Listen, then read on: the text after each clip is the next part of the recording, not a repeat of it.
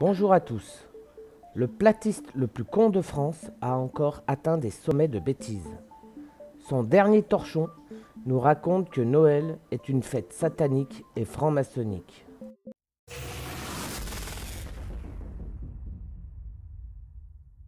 Je parle évidemment de Tornadix. On nous fait croire que le 25 décembre est la date d'anniversaire de Jésus, alors que Jésus est né durant une période chaude. Dans la Bible, Luc 2.8, il est écrit que la même période que la naissance de Jésus, les bergers surveillent leurs troupeaux. Et nous savons que les troupeaux ne sortent pas en plein hiver. Sachant que pour la Bible, car tu te sers de la Bible, Jésus est né à Bethléem en Palestine.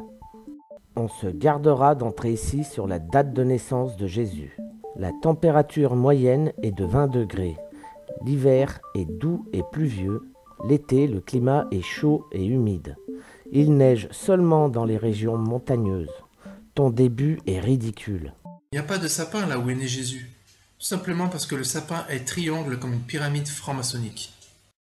Ensuite, nous rajoutons des guirlandes qui représentent les différents étages ou les différents degrés de la pyramide, ainsi que des boules qui représentent divers personnages très importants pour les francs-maçons. Il suffit d'un minimum de recherche pour savoir que le sapin de Noël est une tradition païenne, christianisée dans certaines églises chrétiennes au Moyen-Âge. À l'époque gauloise, on célébrait le solstice d'hiver avec une fête pour le renouveau de la vie, les jours qui rallongent et décorés de fruits. Le sapin de Noël moderne remonte à la Renaissance dans les pays germaniques. L'influence chrétienne a remplacé les fruits par des pommes rouges, représentant le fruit défendu, puis plus tard par des boules de verre.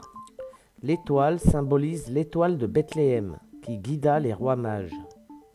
Mon pauvre tourne-disque, faut vraiment être un gros benet pour voir des triangles partout. Le jour où tu verras un œil en forme d'étoile, consulte un ophtalmo, mon petit père, car là le surmenage te guette. En parlant de notre crèche, nous la mettons traditionnellement en bas de notre sapin, mais en faisant ça on accepte de minimiser Jésus.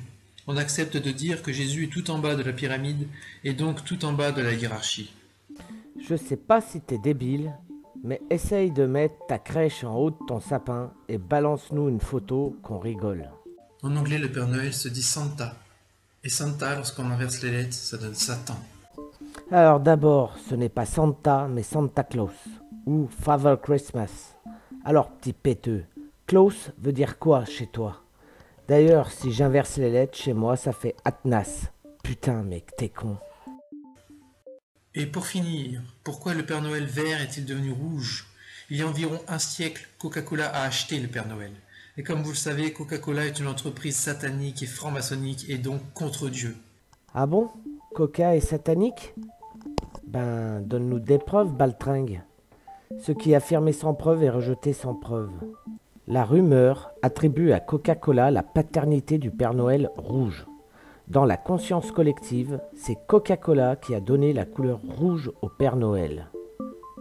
En 1860, un New-Yorkais invente le personnage qui distribue les cadeaux, s'inspirant de Saint-Nicolas. Son costume était vert, mais rapidement, le Père Noël devint rouge. Coca-Cola a un rôle sur la popularisation du personnage. Dans les années 30, Coca se vendait moins l'hiver. Avec le soutien de la marque et arborant les mêmes couleurs, le Père Noël fut mondialement connu. Pour conclure, Tornade X est vraiment idiot.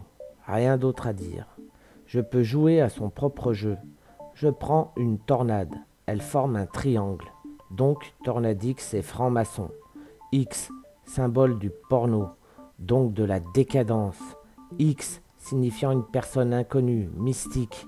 Donc Tornade X est un franc-maçon satanique. C'était Fredo, pour vous servir.